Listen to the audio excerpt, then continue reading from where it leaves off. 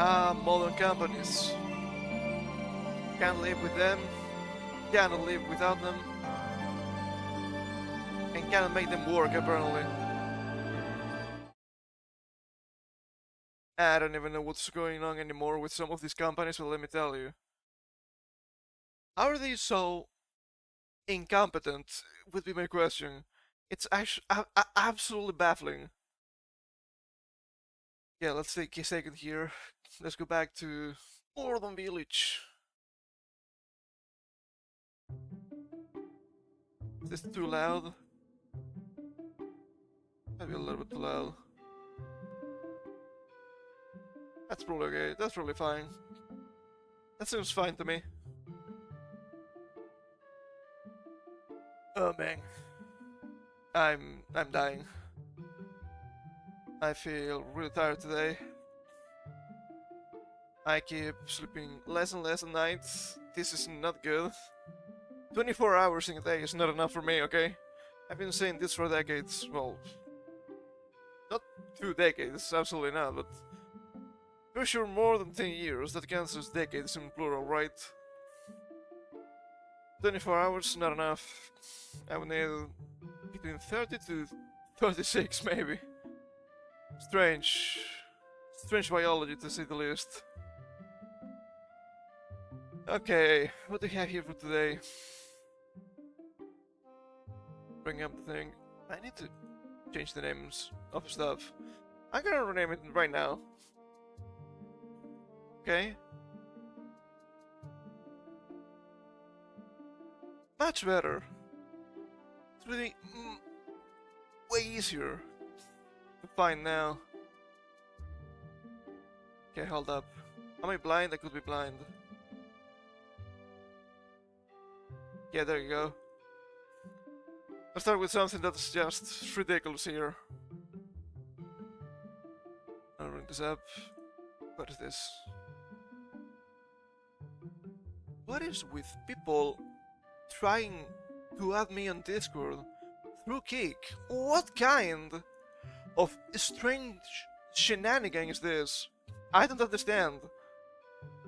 What kind of scam is this? I'm not gonna fall for it. You think I'm stupid? Then answer that one. I'm not that stupid at least, okay? I'm not that stupid. Why would they do this? I don't get it. Loving your stream. I didn't even start. What are you talking about? I'm not going to connect with anyone. That sounds gay. Stop. I don't like these people. I don't like them. What is with this spam on Kick? God, just leave me alone.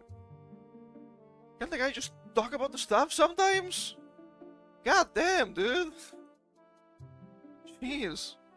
I was trying to bring up a news article here. I can't. They won't let me. No, get banned. Who are you? Who are you, people? If you look at them... Hold up, what happened? Oh. Yeah, there you go.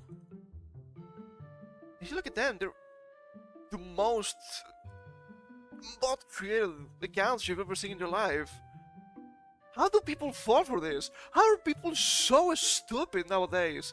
They fall for literally everything. How is this so bad? Ah, but younger generations, they know so much about technology. No, they don't. They're stupid. They don't know anything. God. Look! Look, you won a tablet. Surely it's real. I'm only asking for your credit card information. The 3 funny numbers in the back. It's obviously a joke. I bet people will still fall for this. God, what the hell? Pisses me off. People should be smarter than this, they're not. Speaking of people that are not smart, spot sure to censor artwork in response to feedback. And I'm pretty sure this game didn't release yet. What's wrong with you? What are you doing? Honestly, what are you doing? Update. Spot sure announced they would be changing their minds about redesigning the characters and will stand by their artists. Well, thank goodness. You should. No, hold up. Maybe I was wrong. Maybe everyone here is absolutely terrible. Crypto gacha game. I didn't know it was crypto, okay?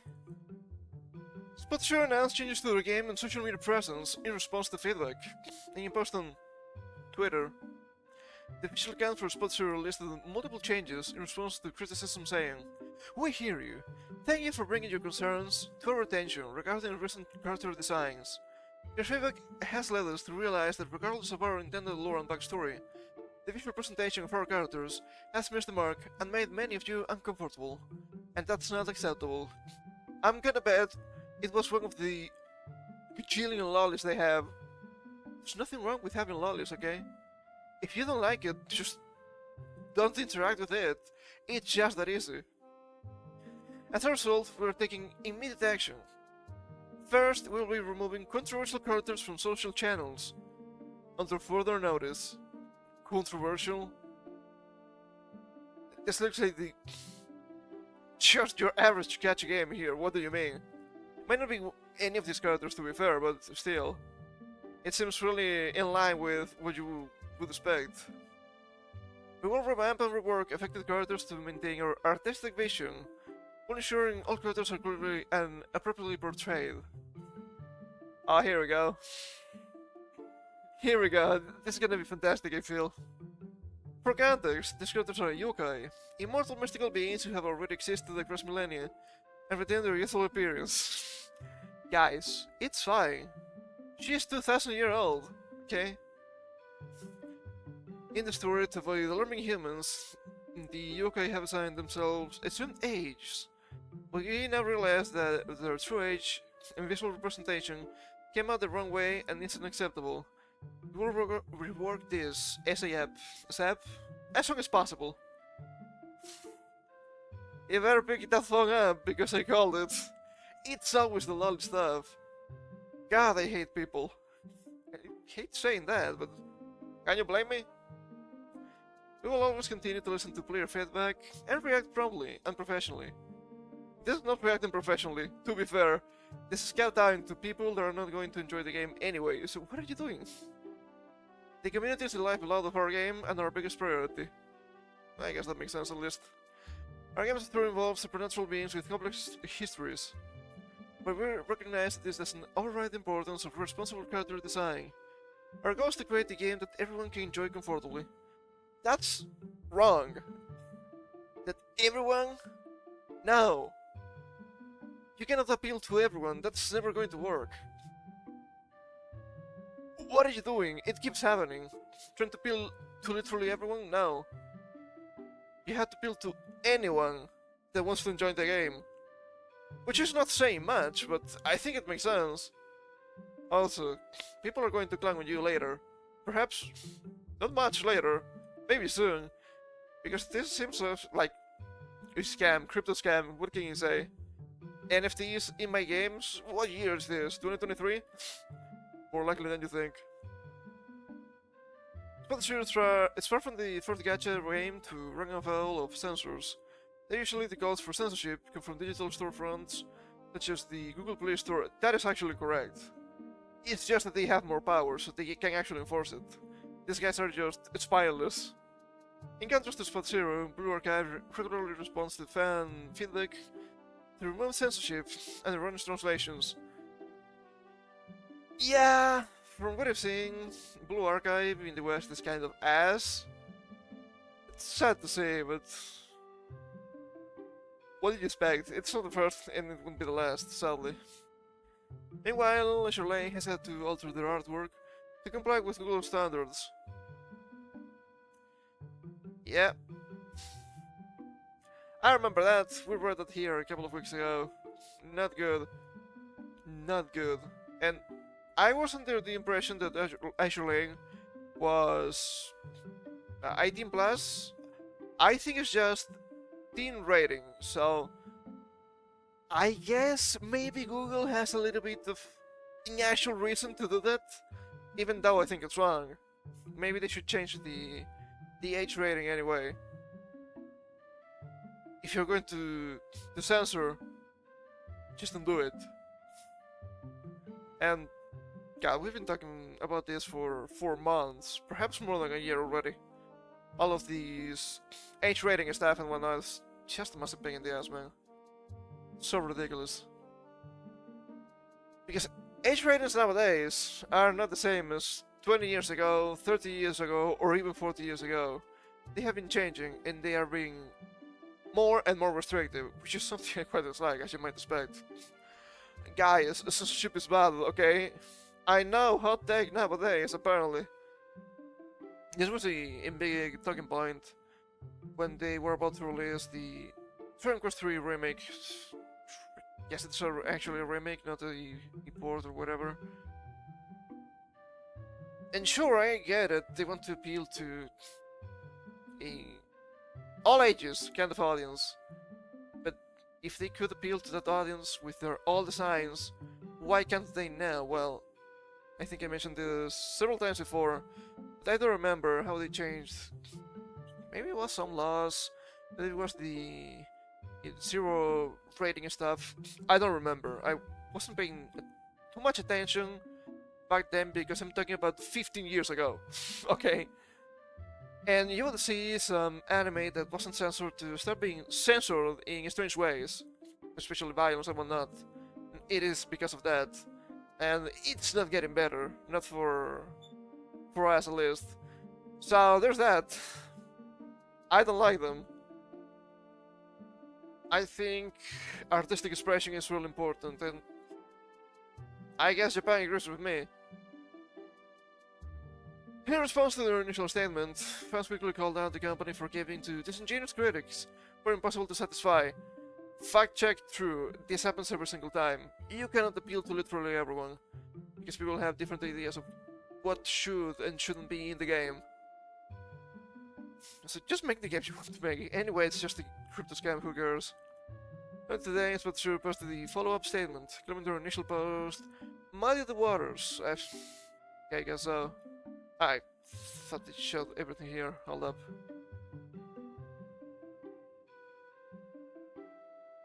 Okay, guess it's...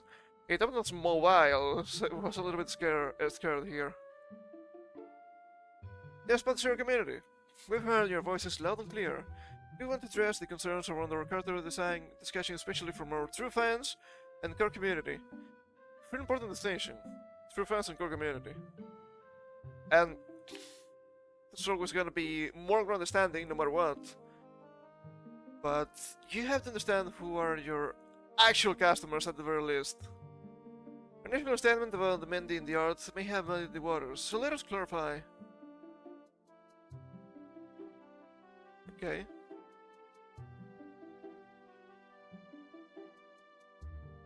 Look at the video, by the way.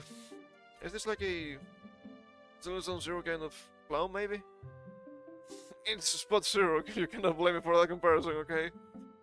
Our artistic vision remains strong and true. We stand proudly behind our artists and their creative work, which has inspired this incredible community of over 140,000 strong. If you're talking about your follow age, that might not be correct. But yes, that's the number they have.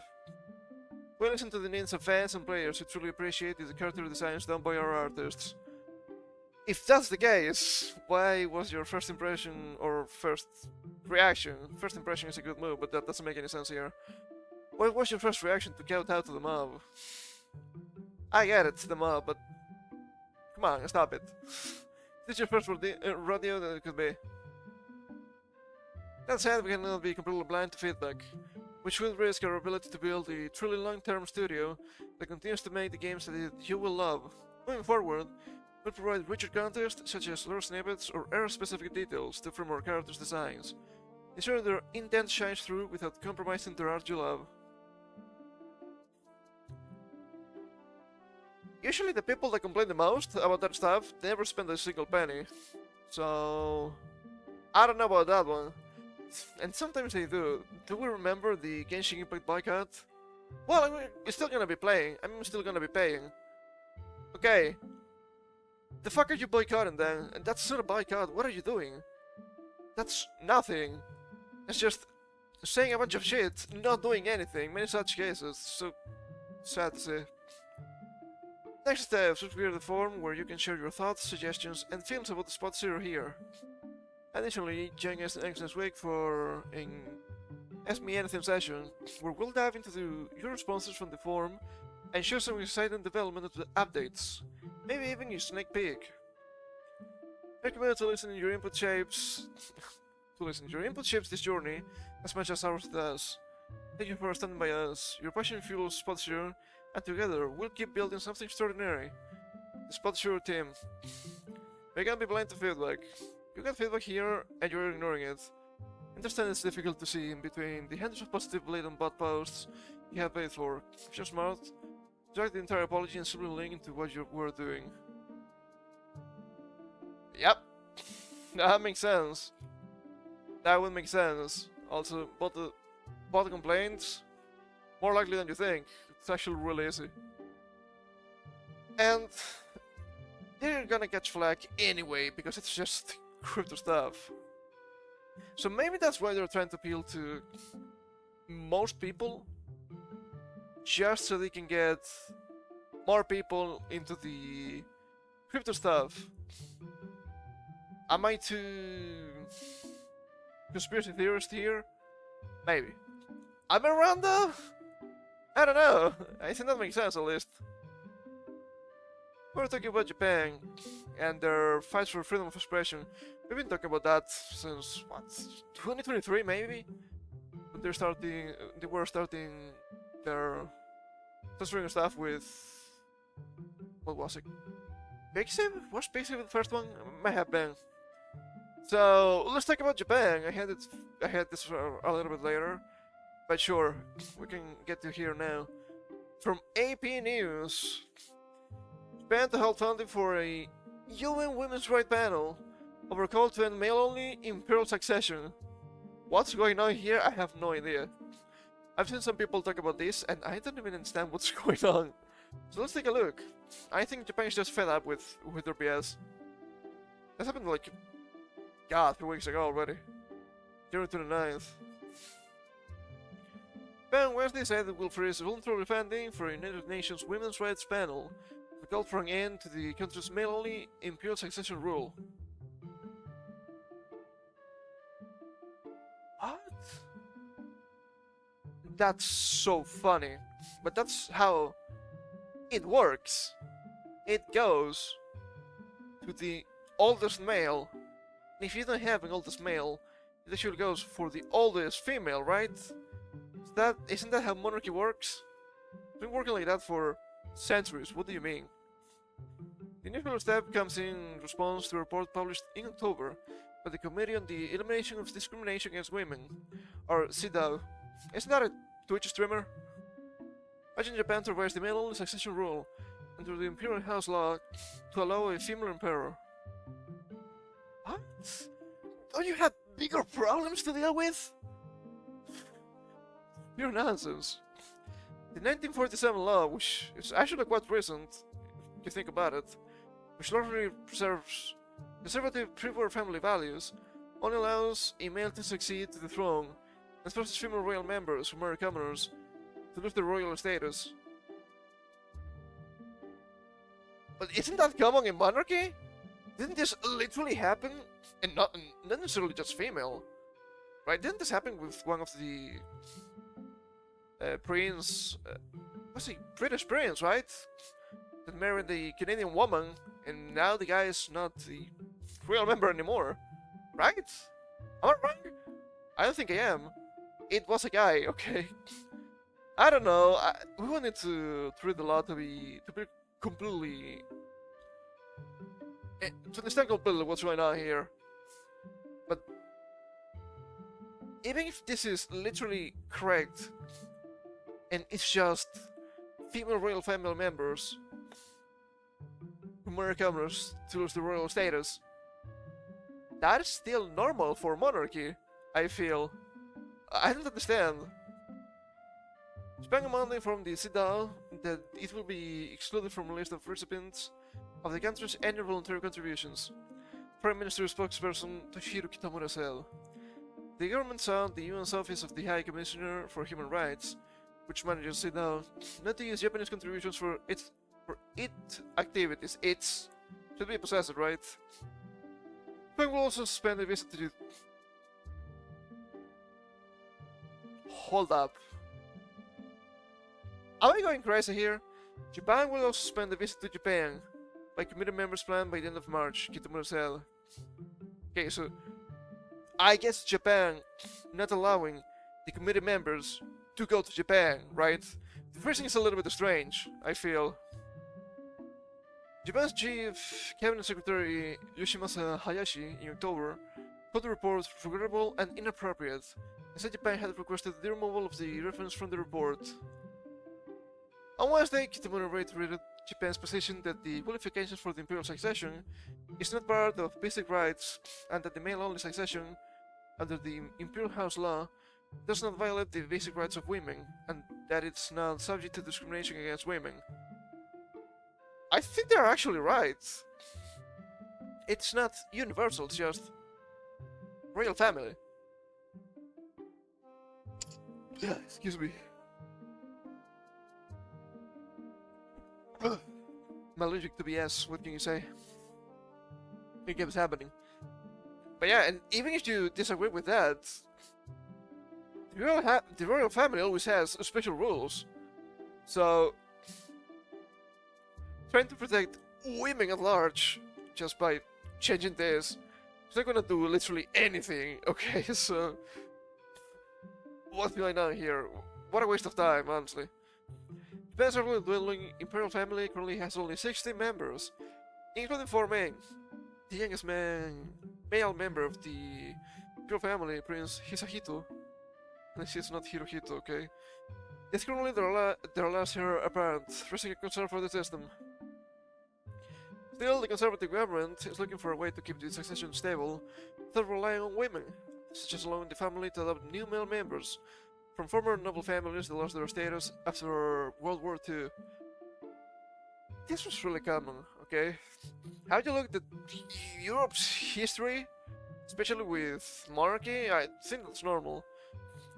The easiest way would be to go to oldest female member, honestly, but it's their country, they had to come up with their rules, I guess. So, that's weird. That's kind of strange, not gonna lie. So, sure, don't fuck around with us. We enjoy the Emperor, I suppose. And I think some people are going to dislike it, but if you have a good monarch, I think it's fine.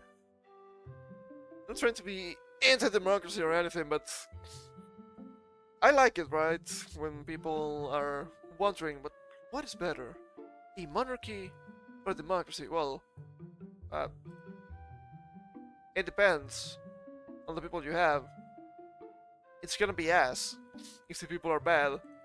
No matter the method of government you have. So, I don't know, man. I don't know. Just crazy, you know. Okay, after those sneezes, I need to blow my nose, so I'm going to mute for a second here.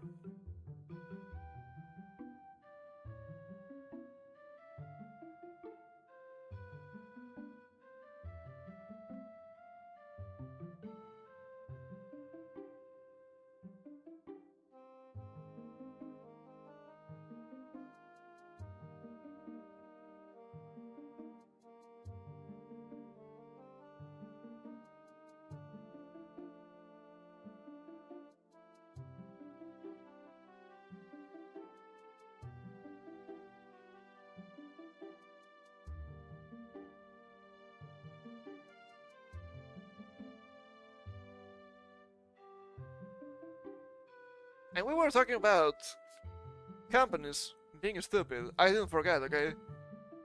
So let's go back to companies. Let's go back to Japan and listen name only.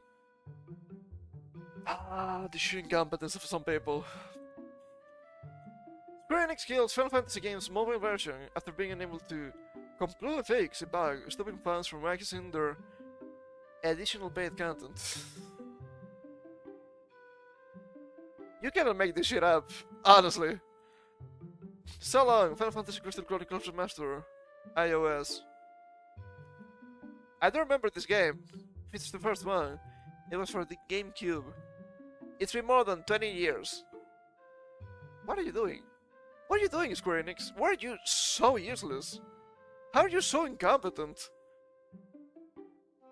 Square Enix is ending service for the Final Fantasy Crystal Chronicles, in plural, remaster on iOS, bringing a fixable bug and stopping players from accessing paid content. Unfixable bug? I just don't believe you. I just don't believe you. I just don't believe you have an unfixable bug in a game from 2003. It doesn't make any sense. Initial release for the GameCube in 2003 in Japan and in 2004 elsewhere, the spin-off action RPG saw the series return to Nintendo for the first time since Final Fantasy VI. And maybe it's with new game. Aren't the GPA remakes older than this? I think so, right? Could be wrong. Fast forward to August 2020. We got the remaster including goodies like handheld, enhanced graphics, and additional dangers for the Nintendo Switch, PS4, Android, and iOS. We mention iOS lightly, however, as Square Enix's ending service. As per an announcement on its website, the Final Fantasy developer shares that reports have been coming in since January 25th, 2025. iOS users are unable to access the content they have paid for. Imagine paying for that! After looking into the whole situation, all of it has been brought about due to a bug that Square Enix can't fully fix. But that doesn't make any sense. Isn't that content also on Switch, PS4, and Android? Why is only iOS? That doesn't make any sense. Especially if you have it in Android. The architecture could be literally the same, just with different compiling. What are you doing? How incompetent can you be? The issue is due to changes made to the in-app purchase model. Oh, sure. An announcement read that further investigation revealed that we are unable to completely fix the bug, implement the new changes, making it unlikely to resume service for the game. Thus, we must regretfully announce that we will end support for the iOS version of Final Fantasy Crystal Chronicles. What about refunds? What about refunds? I think that's a fair question. Thankfully, if you are one of the customers who made in-app purchases in January 2024 or later, you have until August 31st of this year to make a refund request. Well, that's not too bad then. That's not too bad. How the fuck did this happen though? Changes made to the in-app purchases model. So that means you need to update something on your side and fix your shit. It's baffling. The kind of shit these big companies can get away with is baffling. If I was working in a small company and we had a bug like this, they would chew me out for not fixing it, okay? Even if it's not my fault. You know how I know this?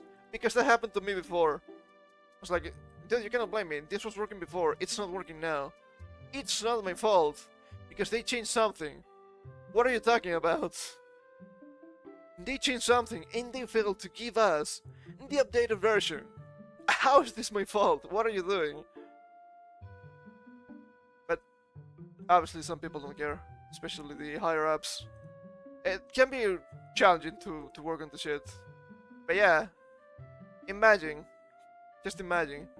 No, we cannot fix it. What's wrong with you people? What are you smoking? God, the sheer incompetence.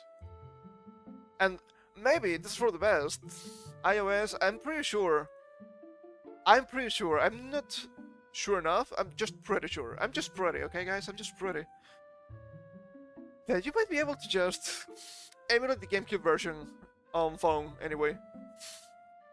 So maybe that's for the best. Is this version even any better? I don't think so. It's a remaster, so especially from Square Enix. So obviously, I have my doubts. Okay. More companies being completely incompetent. Oh man, imagine that, huh? So now, we have to do a thing that I enjoy a lot. Shitting on Twitch. From Twitch support, this was from a couple of days ago. We're implementing a 100-hour storage limit for highlights and uploads starting April 19th.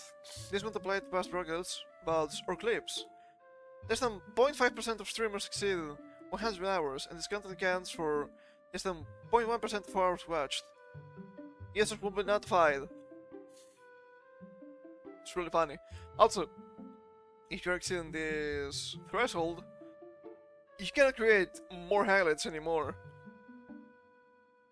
So, yeah, they're actually enforcing it right now in a roundabout way. They're not going to delete your highlights yet. But I've seen people have thousands of hours worth of highlights because they've been streaming for a decade. So there's that. And we can open this up, I guess.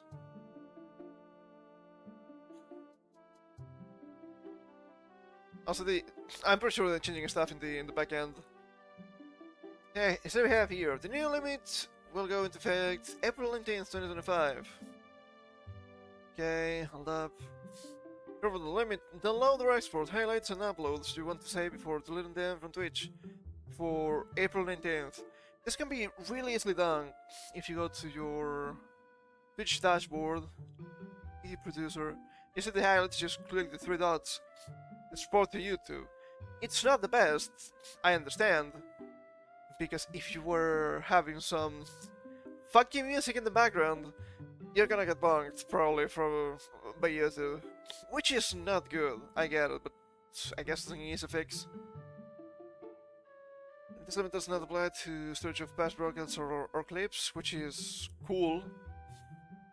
But the thing I find the funniest here, let me make this a little bit smaller. Why? Highlights have been being effective for viewer discovery and account for less than 0.1% of hours watched on Twitch. Managing storage costs help us invest in better viewer engagement tools like clips and the mobile feed. This is pure copium. And I truly believe the highlights are completely useless on Twitch. But invest in better viewer engagement tools like clips and mobile feed. Mobile feed has been ass forever, and it's only getting worse. So what are you talking about here? Stop lying to me. Just stop lying. And I do remember back in the day when Twitch was trying to tell you, but don't you know, if you make highlights, people are more likely to keep watching. The fact that you mean highlights are literally useless. They get no traction whatsoever. By your own admission. So what's going on here? And instead of fixing their shit, because it's Twitch, they never fix their shit. I know, imagine that. They're just limiting the feature. Why not? It's cool. Oh, it's so lovely. Just go to the competition. And I keep saying to people, if you're gonna stream on Twitch, just why not stream at the same time on YouTube? Worst case scenario, you have a VOD channel already made with the shit already there. That's pretty easy. That's pretty easy. That's not a big deal. Right? Twitch is hell-bent on dying. I don't know why. They keep taking away functionality for their website. I don't get it. Do you guys remember hosting? I remember hosting. It's not a thing anymore. It's a thing in a roundabout way, I guess. So I suppose it's not terrible. I do remember... What was it? Friends list. Do you remember that? I do. It's not a thing anymore. Ah, but people didn't use it. Because people didn't know it was a thing. You cannot blame them. When you cannot advertise your shit, dude, that's your fault. And do you know that you can buy games on Twitch?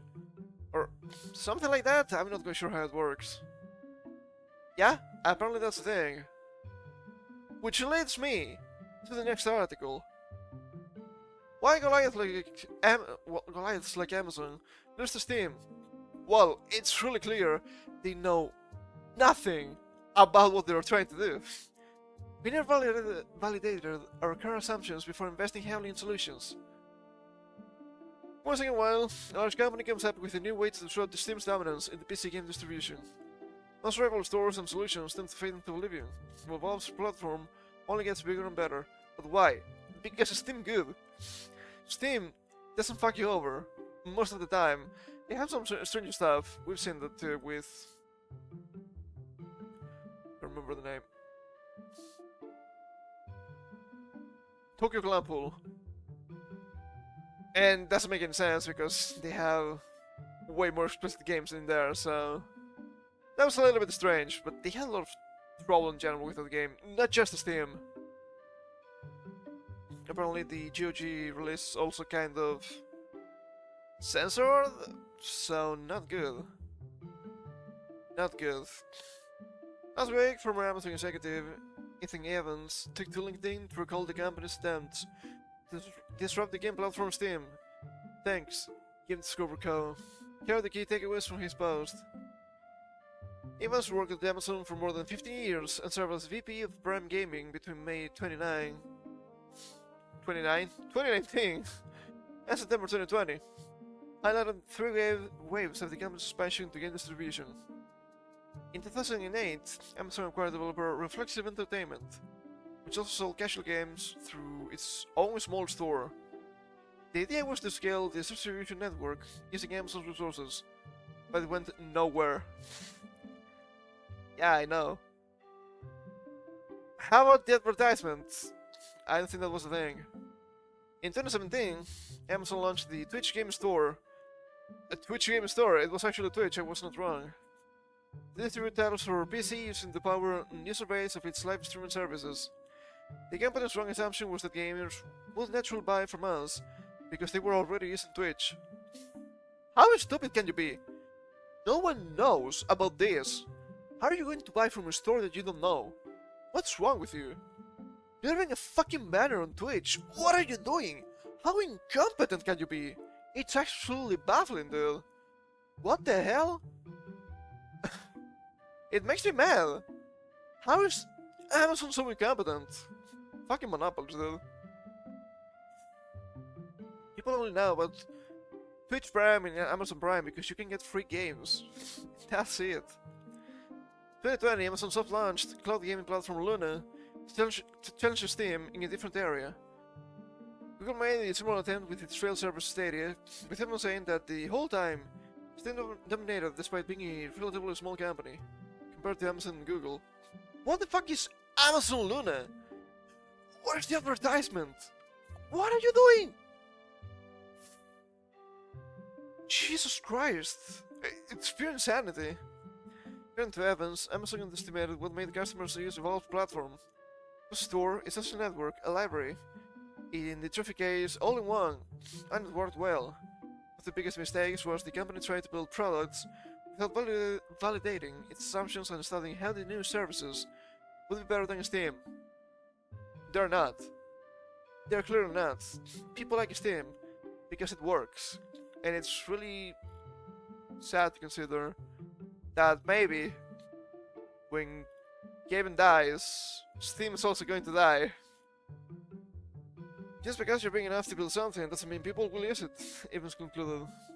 Here's a shared advice for scaling a product that competes with already established and strong ones. Talk to real customers before writing code, and test assumptions, not features. Ah, this is a different article. Steve 7, Avowed. I don't think people like those. What can you say? People hate having to use different stores on PC. What are you talking about? Are you using Epic? They keep pumping money into that one. I don't think people care about Epic at all. Oh look! Kingdom Hearts 3! Finally released on PC! They meant Steam, because it was on Epic Games for a year at that point, but people never gave a fuck. Why? Because people don't like Epic. Why would you? They keep trying to buy exclusive titles, and most people I've seen are like, okay, Sure, I can wait. It's not a big deal. I just can wait, okay? And you should probably wait. Not a big fan of the Epic Games Store in any way, shape, or form. They had some strange accusations of, was it spyware, malware, something like that. No, I don't remember. It's ringing hot minutes. So there's that. What are you doing? What's wrong with you, people? Stop. Just stop, okay? God, just sheer incompetence. It's absolutely wild. And people still use Epic Games Store because, sure, they have exclusive shit. So content creators and whatnot have to resort to Epic Games. They also keep giving away free games and whatnot. And look, this is only going to be a hypothetical, okay? I'm not saying anyone should do this, especially not me. Especially not me, because I don't even have. Well, I guess I had at some point. I don't even use the Epic Store. Fuck them. But wouldn't it be really funny to just get some free games on Epic? Then instead of playing them through Epic, just play them from the 7 Seas? That'd be really funny. I mean, you have the game. You have the game already. I think it's listed, right? You might not like it, but this is what peak performance looks like. Yeah, it's just so silly. Kind of shit that I would do, okay? I'm not saying I will. I'm not saying I'm gonna. But it's stupid enough for me to consider it, okay? Oh man. Also, you have what's the other store? Don't remember. Now we have an account. It's not GOG. I think GOG is fine because they are a little bit different from Steam. Create old games and they try to adapt them to new PCs, so that's kind of cool. They were looking at getting support for Digimon World, which is pretty cool. Apparently, there's like a petition for old school Monster Hunter 2, which is kind of interesting. I don't think Capcom is going to do it, but at the same time, I don't think Capcom is going to allow it, which is sad. What's another one? I don't remember its name. It was from Ubisoft? Was it the Ubisoft store? I don't remember. It's been a while. They also came out with free games from time to time, you know? So there's that. Sheer fucking competence from Amazon, dude. It's insane how it's one of the biggest companies nowadays. How did this happen?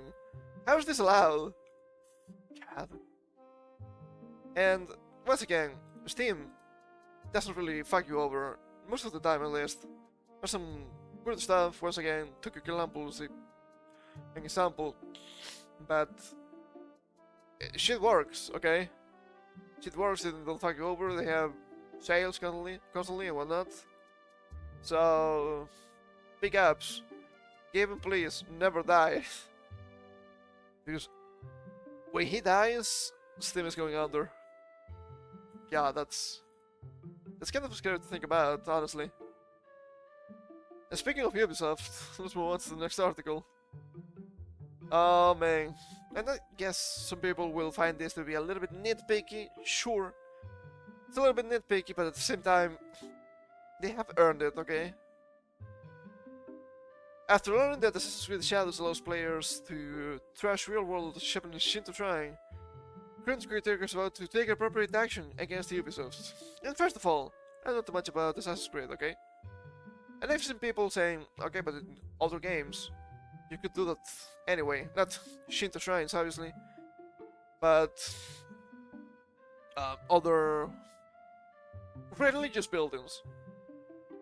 So it should be kind of fair, but you keep poking at Japan. And Japan, you might not like them, but they're pretty serious usually. So they're not going to take this well, especially when it's problem after problem after problem after problem with you people. Another day, yet another case of Ubisoft finding themselves in hot water over Assassin's Creed Shadows. This time as the caretakers of a specific Japanese Shinto shrine have announced that they will be taking appropriate action against the developer for allowing players to fully destroy a detailed recreation of the historical religious site. I don't agree that it is nitpicky. At least we have Japan standing for themselves, so I think that's kind of okay. Okay, hold up. Hold up. They say here, Yasuke, to be announced. Here they say, Yasuke, Togui Chirisu. Which is it? Which is it? I was going to mention this, but since they have it here, I'm going to mention it here. A burned back pedal from Yasuke, Assassin's Creed Shadows, creative director, reveals entire game can be played without switching characters. We're not imposing players to try to split the time. They know this game's to lose a lot of money, and right now, I guess they're just trying to reduce the amount of money they're going to lose. Because I've seen some people saying, well, they should just cancel the game, don't release it. They can't. They've been losing money for a long time, and this was a, money-wise at least, a big project for them. They cannot do that. They have to release it to try to get something back. I think Ubisoft is in that perfect situation. And looking at Japan's Hyogo Prefecture, near Himeji Castle, the heat at the hills of the Jinja Shrine. Jinja Shrine. Okay, if you don't know Japanese, Jinja means Shinto Shrine. So it's the same as when you have people calling it the Mount Fujiyama. And you had a teacher that did that. It was really funny. The guy was a clown anyway, so... Also known as the Haremonokuni Sosha, is one of the region's most important Shinto-related locations, having initially been established as the sole residence of the local god of matchmaking, nation building, Hyotsu no Okami. Okami? That's kind of interesting. I don't think I've seen that one before. I mean, without the H would be Okami, which is wolf. That's not what I mean. It's probably a god king. That's not really common, I don't think. But I could be wrong. Okay, I could be wrong. Cosmopolitan Tree slash Achievement Victory and Happiness, Itate no Kami. In 564. 564. Attacking 1,500 years. Following enshrining all of the region's 174 deities in 1181. Standing undisturbed for nearly 1300 years, World War II would sadly see the shrine suffer significant damage to its buildings as a result of America's June 22nd to July 3rd, 1945 bombing of Himeji. The offensive campaign undertaken in service of disrupting the numerous Japanese rail lines that run through the city. Yeah, if it is, it's the one, right? Yeah. In 2009, it looks fully modern, so they will probably rebuild it, or some parts, I suppose. It looks really nice, though. Another shrine will lay in dismay for a short while following the end of the war. It will eventually be rebuilt in 1953. With many considering its revival, a symbol of Japan's post-1952 rebirth as a sovereign nation and its emergence as a booming economic titan. I guess. It does note, dear Japanese and Japan knowledgeable readers, I apologize if any of the above information is incorrect. At current, there exists practically no English writings regarding the shrine's history, and as such, the above information was gleaned from machine translations as provided by Deep L of the Hitohisa Jinja's official website. In case of any errors, feel free to send a direct message to our official Twitter account. Okay, I think that makes sense. I think it's fair. They have linked it themselves, so nothing wrong with that, I suppose. Given its existence in both the physical location and time period as shadows, the appearance of the Shrine game came as no surprise when it made an appearance in a preview build played by numerous video YouTubers. Strange word, to say the least, influencers and journalists in the general preview event. However, what becomes a surprise was the fact that, as originally brought to public attention by YouTuber Skatha perhaps? Doesn't look English to me, but you never know. The whole site could be completely demolished by the player. The Skatha demonstrated the shrine's accessibility using Yasuke, given that the game allows players to switch to Norway at nearly any time. It's currently presumed that the destruction can be caused by either character, which makes sense. You're showing the destroying clip. Yeah, I've seen this clip. I don't think we need to play it. Just the guy killing people, trying to kill people with a bow and thrashing the shrine inside. This thing went viral! I guess.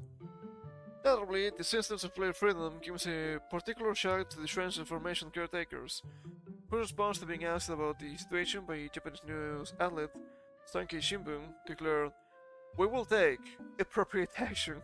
It's a little bit ominous from Japan. At least, it feels ominous. Further, when pressed as to whether or not they had ever been contacted by Ubisoft regarding the site's location in the game, they recalled, "No. If there had been, we would have refused." This puts into question a little bit the legality of this all, right? And legal-wise, this game is not... how to word this? It's not the first time that this game struggles with illegal stuff, as we've seen with some... I think it was a crest they were using for a book that belonged to a National Association of something historical wars, I think. Rifles, perhaps? I'm not sure. It's been a while, so details are a little bit foggy here. And they didn't allow them to use it. And the Ubisoft's response was baffling. Well, it sucks to suck, it's too late. We already made the books. You don't hate France enough, okay? Do you think I'm joking when you say I hate the French? It's with reason, okay? Oh man, they're so racist! They unironically are racist. It's really funny. God, what the hell? You also had that... this was months ago. Some sort of... I think it was a diorama. They were in some sort of exposition, I guess. And they were showing a really cool katana that was from One Piece. Trying to say, nah, this is from Assassin's Creed Shadows. It's not. It's literally not. Stop lying. People here are going to know, okay? People are going to know. Just stop it. And so, once again, did you even have the rights to do this? I don't know how it works because this seems to be like a historical place. So I don't think you should apply stuff like copyright, maybe. But even though it's historical, maybe you should ask, just in case, right? Further, when pressed as to whether or not they had ever been contacted by Ubisoft regarding the... Yeah, we read that. Sure. At present, the train hasn't yet made public just what action they plan to take against Ubisoft and Assassin's Creed Shadows.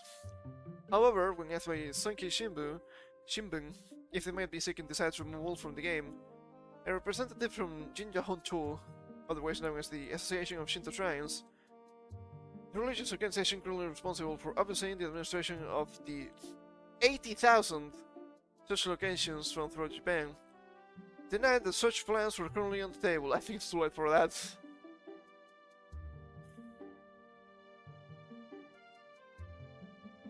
Let's see this guy. That's such a bad look. They have zero cultural tact, even though it's a company run by wokies? Why not Wookiees?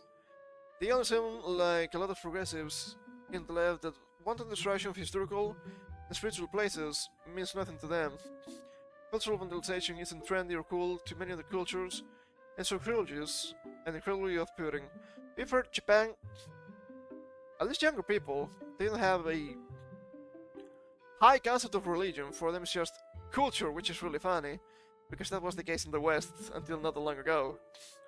Like, what is your religion? What about the holidays you celebrate? Like Christmas, Kentucky Christmas? That's an obvious example. That's obviously Christian, right? But they have some real strange mix of holidays and whatnot. But it's ingrained in culture, so even though you might think it's not a big deal, it may actually be a bigger deal than normal. Not quite sure. User clearly shows they had no interest in authenticity to this project, as shown by various outlets, and people that have pointed out plenty of bugs. Yeah, the bugs are really funny. Ah, but it's just in dev, okay? Yeah, but the game was supposed to be released in October. They're having big bugs and glitches in January. It's a massive red flag. Full lack of historical accuracy, we've seen that. Simple graphical screw-ups, and corners count to make a cheap product to save their investors and their own egos. This game is a huge embarrassment as the sheer effort promoting other games to recreating these historical worlds. Yeah, and once again, it was really telling when they had that. Was it the lake? Was it the interview? I don't remember. There was a lot of information coming back then. When you had someone from Ubisoft literally saying, well, yeah, they're just interested in, you know, you must have the minority here because, you know, George Floyd. What are you doing? What are you even doing here? What is this sheer stupidity? I don't even want to know, honestly. And, you know what? I'm going to bring that up. I don't have it on tab, but I can't find it easily. Hold up. What about this one? Good enough for me, I guess.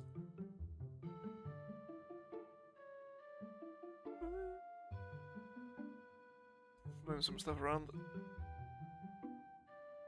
Let me bring out the browser again.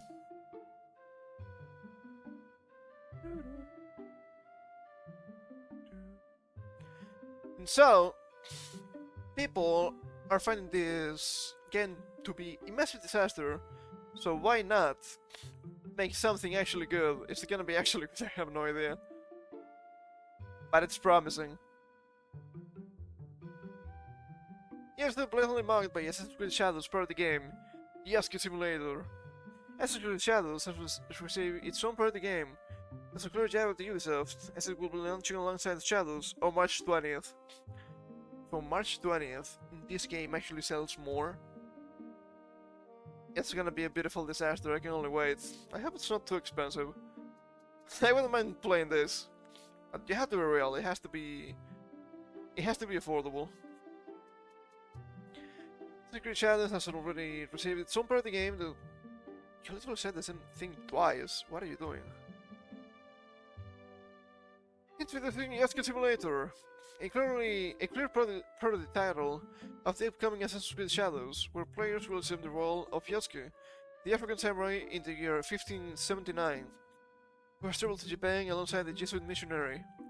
Still listing for the title, it says the game has been made using AI. Oh. That's a bit cheap, right? It appears the entire creation of the game is designed to be a jab at Ubisoft, as the game for the developer / publisher is history accurate developers. Beautiful. Beautiful. Oh my god. As you're already probably imagining, Yaski Simulator wouldn't be a very good game at all. Are we sure about that? I think it's gonna be better than Assassin's Creed Shadows. It's probably been made as a joke at the expense of Ubisoft, who previously stated that Assassin's Creed Shadows was historically accurate. However, it was later discovered that wasn't the case at all, And the part of history the game focuses on is at most debatable among historians. So reductive it hurts because it's really wrong. It's the part of history. The part of history is actually well documented, but it's not well documented or documented at all, even though there are mentions of the guy. It's Yasuke himself. And you can see, oh look, sure, they're planting the rice. Oh, they're selling watermelons. And you can see the cherry blossoms blossoming in the background all during the same day. There's 3 different seasons. Hey G, how you doing, Marlon? We're looking at news today. We're looking at Yasuke Simulator. I think it's gonna be great. As for the official Assassin's Creed Shadows, if to personally reveal the title is on track to release on March 20th. Sure. And pre-orders are solid, they say. I don't know about that one. A level comparable to Assassin's Creed Odyssey. Ubisoft's second most successful Assassin's Creed title behind Valhalla. They might be coping, but who knows, and if you come here... it looks... better than expected, but at the same time, it's AI, so, you know. This shouldn't be more than $5. I'm willing to pay $5 for this when it releases. Hold up, they actually have a video here. Look at that! He's running around! He's so fast! Whoa! Hot sword action! The fighting cap might be actually better than in Assassin's Creed. Look! Machine gun! I remember them. That was a thing in the Sengoku Jidai, right? A car! Oh my god. Look at this. This is just a massive shit post. It's so silly. But you've seen a clip, I don't have it on tap. I didn't save it. History, accurate developers. Yes, it's a massive shit post, and the article here mentions that it's made with AI. I don't remember where they mentioned it. Or was it? Am I so blind? What's wrong with me? Has to be here somewhere. Yeah. The game has been made using AI. I think it's fine for a shitpost, not gonna lie. Obviously these guys only have this game here, and they're not listing the price yet, so, you know. But yeah, I've seen a clip of actual Assassin's Creed Shadows. You see Yasuke fighting with different weapons. You have the katana, you have the kanabo, you have the naginata, and it looks really bad. The guy's just fighting with every single weapon in the same way.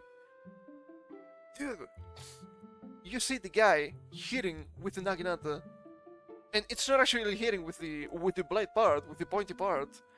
He's hitting with part of the handle, because it's just a reskin of a weapon. A small company? I don't think it is. I don't think it is a small company. I don't understand, man. Jeez. And once again, they cannot recall the game at all, even if you have people saying they should, because they have to make some money back. They're hurting a lot. It won't be strange to see the full collapse of Ubisoft between this year and next year. I don't think these guys are going to remain alive in 2027. Sad to see, but it's their fault, honestly. Ubisoft is just lazy. Lazy? I think they're just incompetent. It's pure insanity. And every time they say anything, it's just sad. Right, I always recall this. I'm pretty sure this was an actual interview from one of their directors. I think it was the director of this game, maybe, that said something along the lines of, "Oh, we have a lot of new people working here. More than half of them, I think. It's their first time making a game. And as I always say, sure, you always need new people, because you have to keep training people, because you will always have people leaving. Because people are moving, people are retiring, and whatnot. You cannot have more than 50% as newcomers, it's gonna be a disaster. And if you see the clips, it is a fucking disaster. Look, they're clipping through the fucking bridge. What are you doing? How is this possible? And it keeps happening. I don't have an article for that, and it's not Ubisoft, but it's new game. And since it's new game, you know it's bad. Well, I guess we can put this here because they mentioned the game Avowed. Ah, it's so good. It's so... Is it any good? Sure, I understand that the game's gonna be a little bit scuffed because every single game has some scuff. I've seen some clips. How is this game worse than Skyrim? It looks even worse. It has less features, and you cannot even attack the NPCs. They didn't even move. And Skyrim, didn't it release in like 2011? Skyrim is old. It's cheaper, and you can play it in a fucking toaster thanks to Todd Howard. How does this keep happening? $70 for this shit? Absolutely not. But it's not gonna be $70 anymore. They want to make it $100 or even higher. Thanks to GTA 6. And speaking of GTA 6, we also have this from Polygon of all places. It's fine. GTA 6 may have Roblox-style user-created content. New report says, I don't know exactly what they mean, but I don't think I like it already. Roblox might be a red flag. I don't know, there are pedophile allegations, not good. After GTA Online, Rockstar appears to be thinking even bigger. Just don't mention the price, okay? I don't like that. Rockstar Games' ambitions for GTA 6 may go beyond what GTA Online is capable of. According to a new report from Digimon Day, finally, holiday. I don't think that's the case. Rockstar is said to be courting top Roblox and Fortnite creators, as well as content creators who are already working with GTA 5 to develop user-generated content, UGC, for GTA 6. I don't know exactly what that means. I have to clarify it here. The move would be a big shift for Rockstar, which has maintained tight control over the content officially available in GTA games, clamping down on mods, and in 2015, banning the creators of the popular 5M mod from its Rockstar Social Club. Oh, the Capcom route. However, many of Rockstar's actions against mods have been to curb cheat makers and to discourage unauthorized alternate multiplayer services that contains code designated to facilitate piracy. That feels like a cope. It could be, but that feels like a cope to me. Hard to tell nowadays. But in 2023, Rockstar purchased cfx.re, I don't know what it is. Okay, the link mentions something about GTA 5 mods, roleplay, Red Dead, Rockstar 5M, Red M, no idea. Team behind the GTA 5 mod, 5M, Red Dead Redemption 2 mod, Red M. Maybe I should need to keep reading. Two popular mods that power custom multiplayer and robust role-playing experiences on those games. Oh, the Minecraft route, that's a little bit better. Rockstar hasn't announced plans for mods or user-generated content for GTA 6, but the game maker certainly seems more willing to allow UGC in its games. This seems like something for mixed fighting, I don't know why. Thanks to the popularity of 5M and its acquisition of the team behind it. GTA's report on UGC for GTA 6 appears to back up a previous report from GTA Focal last year, which said that Rockstar's broader vision for the future of GTA Online involves user-generated content through new proprietary modding tools. Oh, I get it. They want to make GTA 6 a mix of GTA 5 online and live service in general, just to keep pumping those bugs, huh? I guess that makes sense. I don't know if it's going to work. Maybe GTA is for turbo normies, I feel. According to the GTA's report, which cites multiple anonymous sources, GTA 6 content creators will have the ability to modify the game's environment and assets, and even bring outside brands into the game's sandbox. Ooh, that's gonna be a problem. That's gonna be a massive problem. pre-read last week. It was just last week. The new... Well, it's not new rules, but they were clarifying the rules in Steam for now ads allowed in games. No, technically no mandatory ads. So that could clash with this. That's interesting. Game platforms like Roblox have spun off successful in-game creations like Dress to Impress. I don't know anything about Roblox, but even I've seen some stuff from Dress to Impress. What the hell? Well, Epic Games has enabled creators to develop new and branded experiences through Fortnite with Fortnite Islands and the Unreal Editor for Fortnite. Okay. I don't think the idea itself is bad, but the execution could be absolutely terrible in many such cases. Polygon has read out Rockstar for comment on DGT's report and will update when the developer responds. They keep saying this in every single article that I read. They never respond, and I guess they need to try and ask, but still, it seems to be kind of useless, man. Rockstar has announced details regarding GTA 6's online or multiplayer components. To date, the developer has stuck to hyping up the single-player narrative side of its next big open-world crime spree adventure, which is expected to launch sometime this fall. Let's take a look at the comments out there on the side. Well, this guy's not wrong. User-generated content, countdown to swastikas and dicks.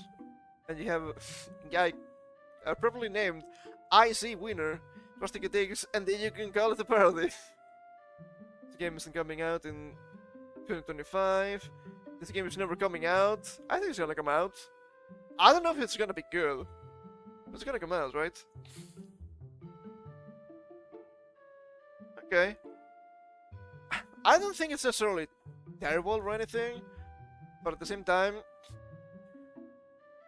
this can be used for the worst stuff, but if it's client side, I think it's fine. It's just like balls were official, so that might be okay. That might be okay. I'm not complaining too much yet.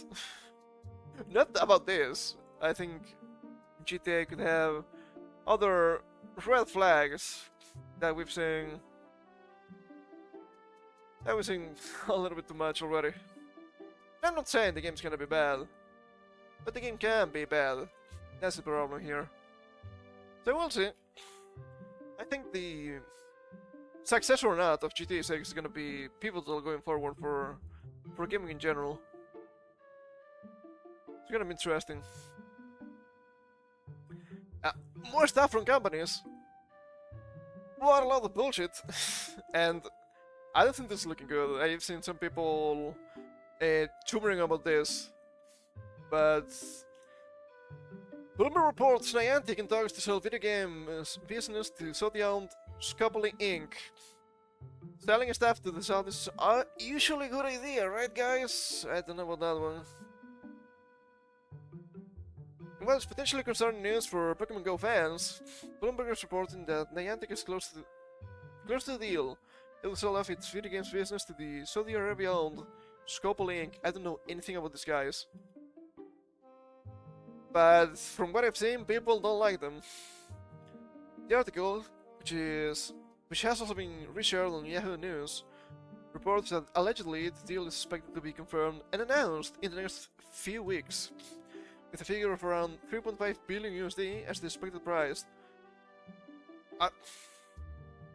I keep reading about companies, so 3.5 billion seems kind of cheap. It's probably a fair price for that, to be honest, but you know, I don't know. I have been conditioned. 3.5 million, so cheap. I'm never going to see that money in my life. The duality of man. Any agreement would involve the Pokemon title as well as other mobile games, according to the people, who asked not to be identified because the discussions are private. That's normal. There's no assurance an agreement will be reached. That's also true. At present, representatives of Niantic and Scopely have both declined to comment. Yeah, imagine that. Scopely is a name that is familiar in mobile games, with Monopoly Go, Star Trek, Fleet Command, Marvel Strike Force, and many more. I know nothing about these games, so I have no idea if they're good or not. I'm gonna say probably not. If I don't know anything about them, that might be bad. All part of its current roster of mobile games. Their website states their mission is to inspire play every day. The company does have offices and studios around the globe, and several in the US and Europe. That makes sense. Oh god, this looks horrible. And this just looks like bloatware. What the hell? Look at this guy. We have like simple guy dancing with banana guy. They have a Scrabble, I guess. They have Ibaraki people. This is not looking good. Scrabble is owned by Saudi Games Group, which is a subsidiary of Saudi Arabia's Public Investment Fund. Public Investment Fund? That seems like bad news. The Public Investment Fund is the sovereign wealth fund of Saudi Arabia. According to Wikipedia, it is among the largest sovereign wealth funds in the world, with total estimated assets of 930 billion USD. Did you know that people in Saudi Arabia have a lot of money because of oil?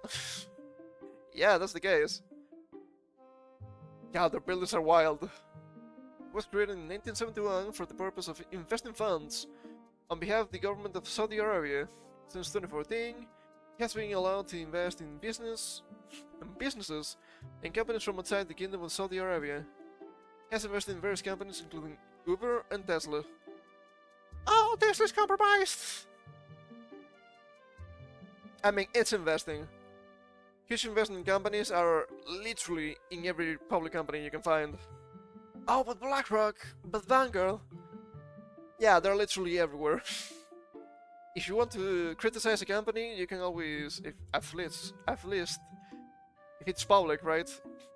You can take a look. Look, it's BlackRock, it's their fault. If they have less than 1%. And depending on the company, that might be enough for them to tell the company, okay, we're gonna go out if you don't do what we want. Because that percentage is still a lot of money. Man, economics, they're so strange. Niantic does have a current relationship with Saudi Arabia. In August 2024, Niantic signed a deal with the Saudi Games Group to help it expand in Saudi Arabia, the United Arab Emirates, and Egypt. Which I think it makes sense. They are geo-tracking stuff after all. That is part of the Saudi Public Investment Fund's larger effort to diversify its economy by investing in the video game industry. Yeah, that makes sense too. They move a lot of money. It describes itself as a games and esports company formed with a mission to drive the long-term growth and development of esports and the broader games industry worldwide. Esports were a mistake, I have to admit. I don't like them. We don't yet know what this could potentially mean for Pokemon Go, or indeed the staff at Niantic itself who work on the game. We hope that if that does come to fruition, I suppose, the game will not change too drastically, and that the staff will keep their jobs. I don't know. I don't think they're going to change the game too much, but they might add some... Depending on the company, I don't know too much about them, after all. But they could add some wild microtransactions, which is always bad for the game. We know that the hub will continue to report on Pokemon Go whatever happens, and we'll continue to support the community as we have done since the game began. I mean, it's PokemonGoHub.net, I think that makes sense. But this could be a turning point for the game, and at the same time, they haven't been doing so hot lately. Remember that thing about the change they made to the models and whatnot? People didn't like those, it was really ugly. Cannot blame the guys, honestly. It was really ugly. And it's not that it's just ugly, it's low quality. God. In Darkest King, why does it look like Ash and not Ash Ketchum? Why would you do that? My goodness. And I think they came out with something along the lines of, oh yeah, well, we just had some contractors doing the work. Stop contracting people or ass! What are you doing? My goodness. So much to ask for a game that is good and looks decent at least? Nowadays, yes, sadly. Yeah, just make good game. How difficult can it be? Oh man.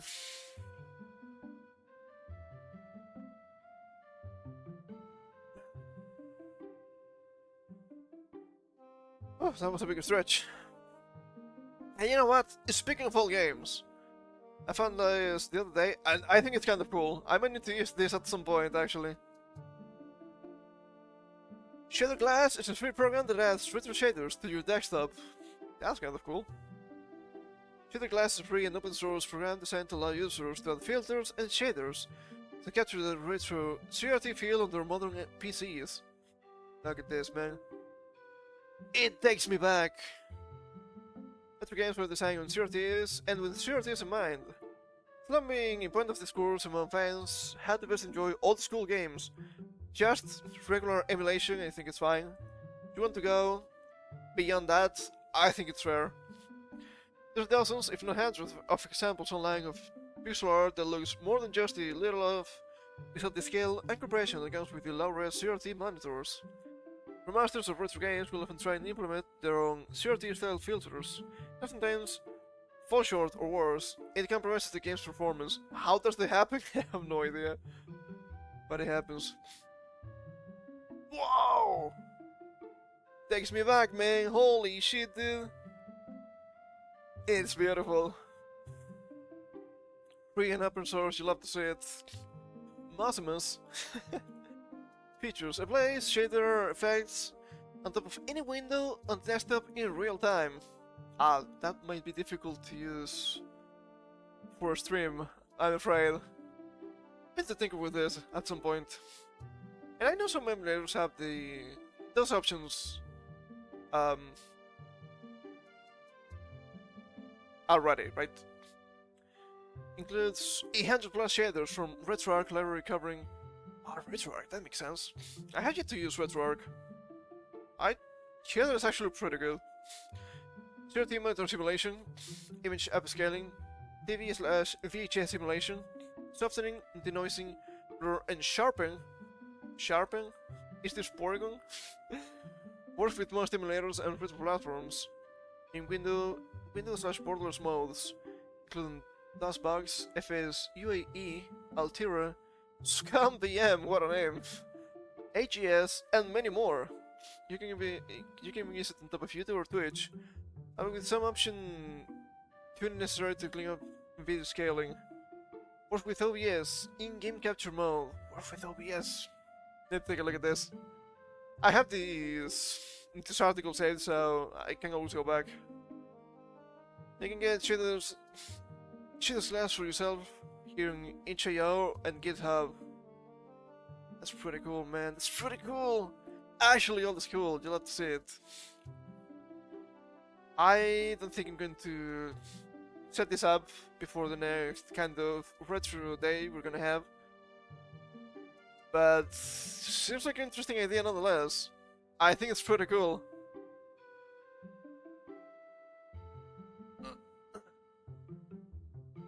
Okay. I have some miscellaneous news, I guess. Now, the first one is still kind of nerds related, so let's get to it. Speaking of all the stuff, I guess. Dragon Ball boss reveals Akira Toriyama did most of the work for Dragon Ball Daima. Confirms plans to expand franchise. And once again, people are going to hate this one. And it's funny to me how you have a lot of Dragon Ball fans hating on Dragon Ball. How could this happen? Well, that happens because some of the most vocal fans just like specific flavors of DBC, especially the American one. Well, but Goku was so cool in DBC, what happened? Why is he coming back? It's not coming back.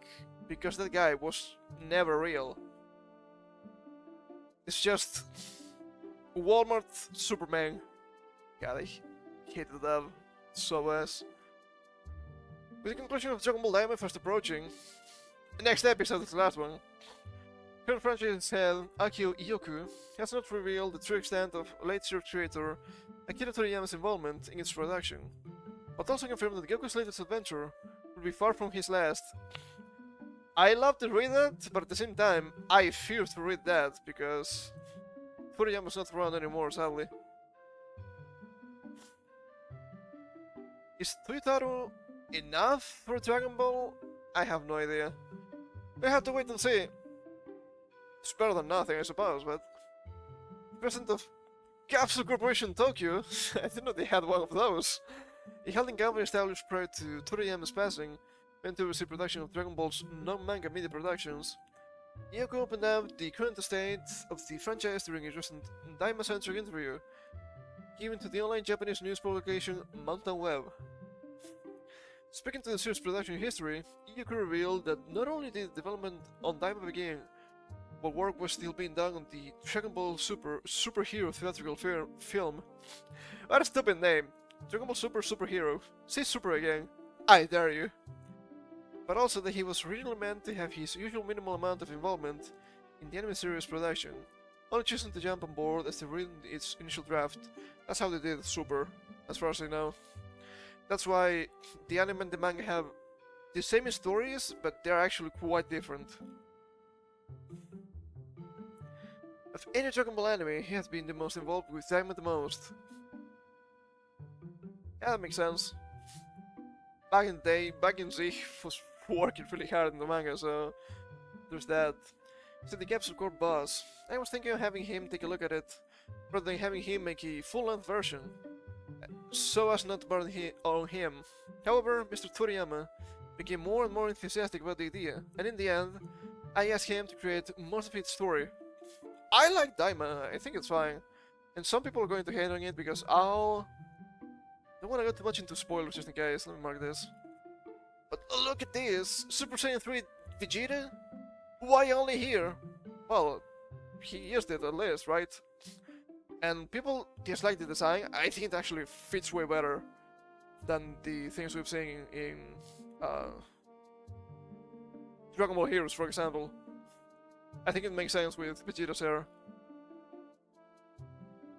As a result of recalled Iyoku, the legendary mangaka ultimately wrote the entire story as well as through most of the characters.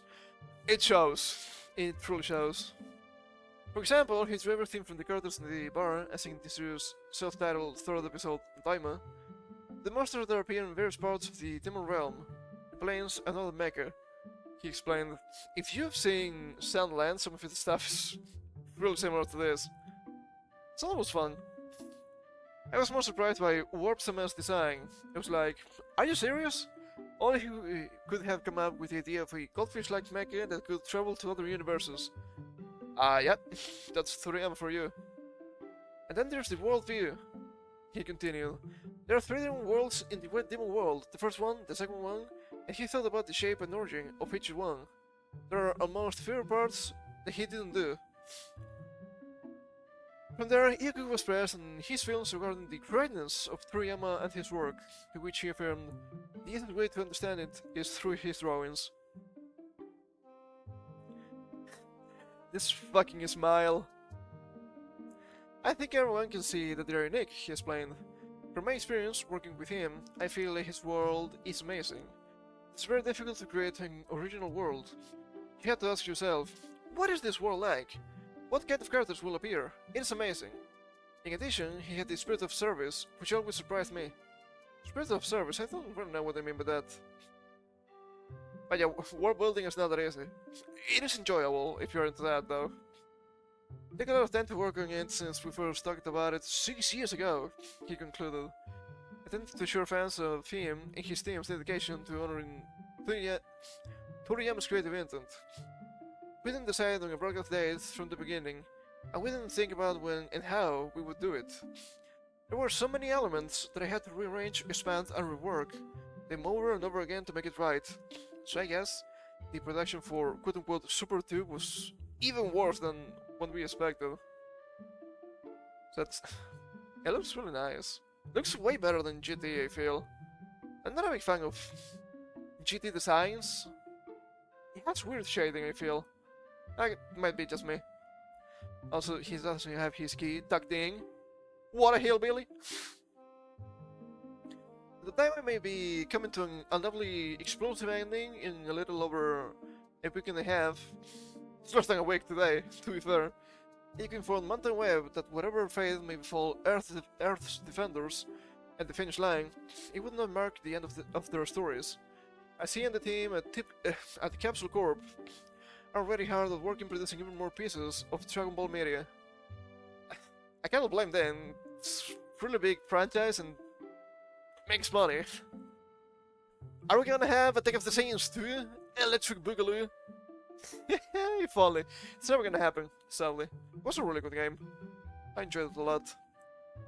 Animation games are not created so quickly, and it takes time, said the company president. We're trying to develop them while preparing for them. We'd like to expand further. We don't want to see again what happened with the Super Anime. Ooh. Some episodes were beautiful. Some others were okay. What's wrong with Hit's Hell? Yeah, the production was all over the place, sadly.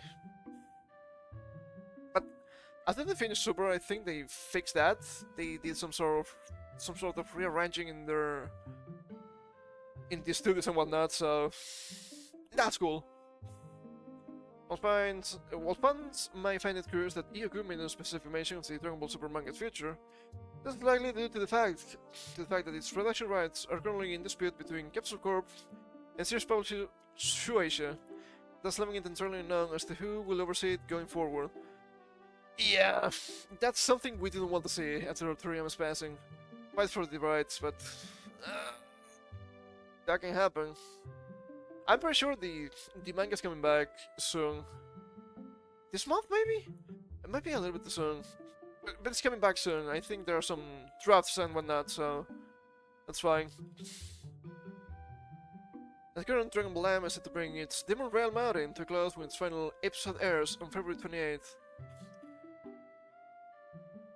What's that? Dragon Ball ended with Z? Good to be reminded that. See, that's what I was saying. Some people just like Z. They don't want to go back, they don't want to go forward. It's so strange.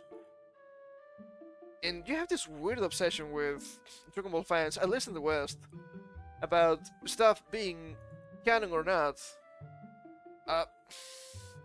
You know, canon in Dragon Ball doesn't make any sense. I'm gonna be that guy. You should free yourself from such a conception. It's really for the best. It has always been all over the place, and I think that's fine. And it's way more all over the place nowadays.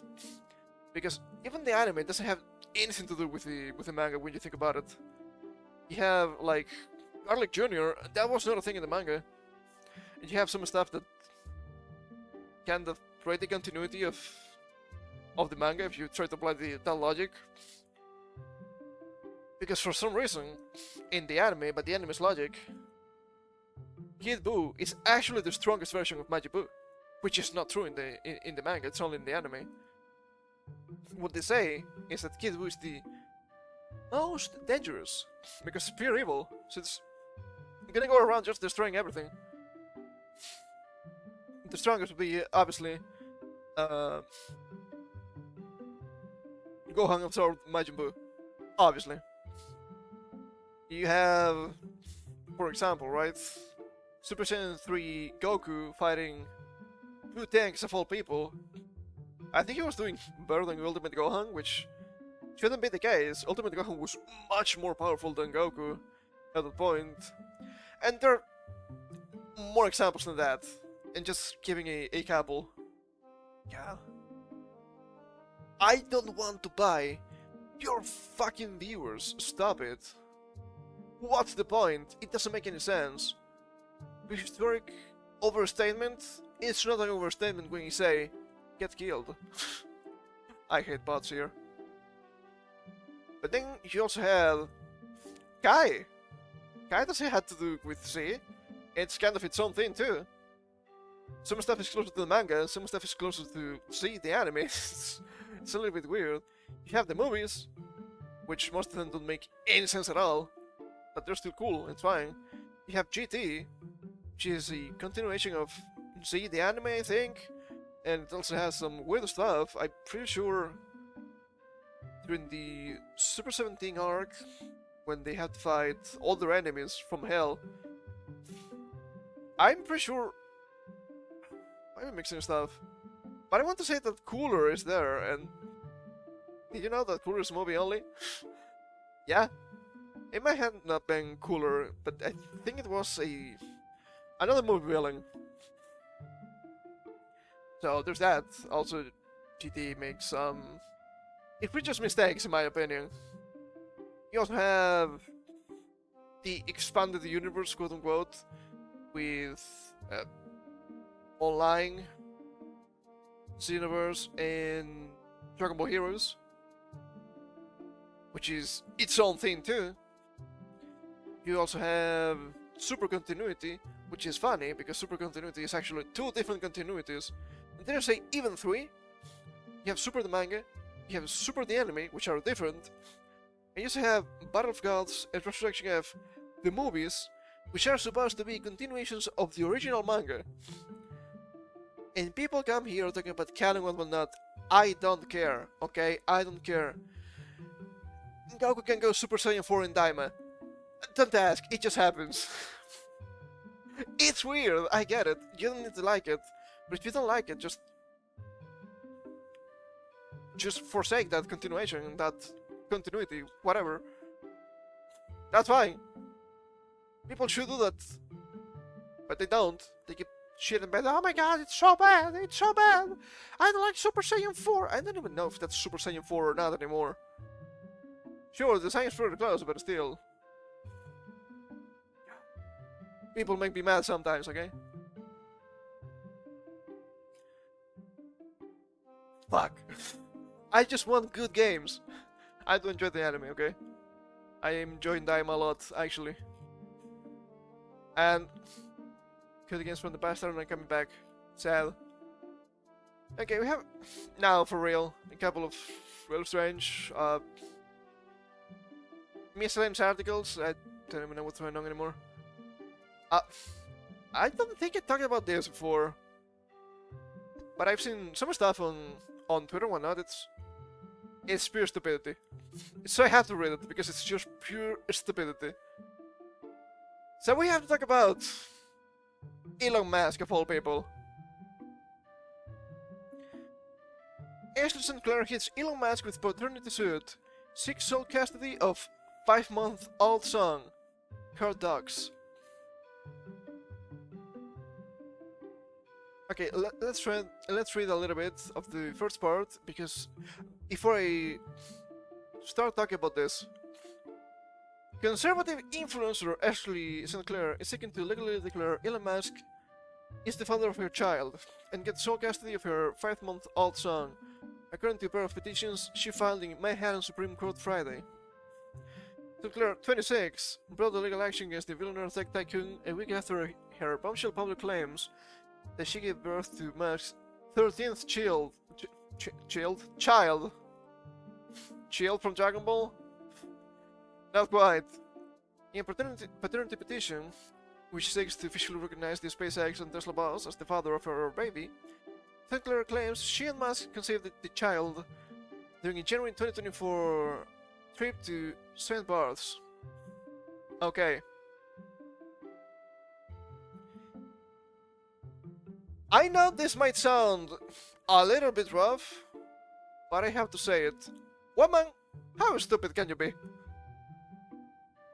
You have to believe people when they tell you this is a grift, because it looks like one. You're 26, and you get in bed with Elon Musk. Did you really expect the guy to marry you? What are you doing? What's wrong with you? I guess the baby pay is gonna be massive, because that guy is really, really rich. She asked the court to issue an order requiring Musk, 53, to submit to genetic tests to determine if he is the father. The Twitter owner has not publicly acknowledged his alleged 13th child. And apparently he's going for a Trump woman now? What a fucking past, honestly. We have to populate Mars, he's gonna do it by himself.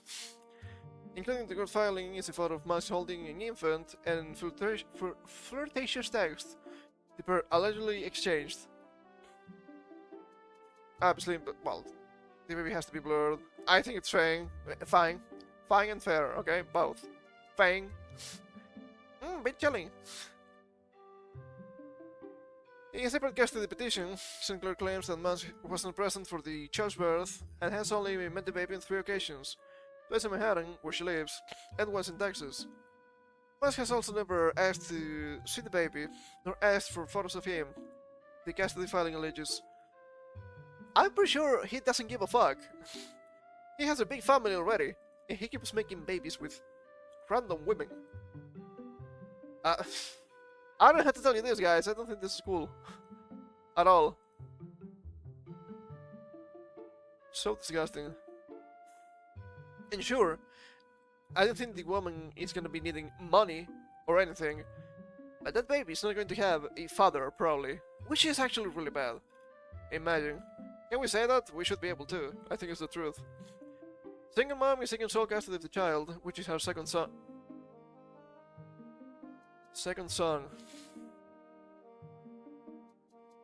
Single mom.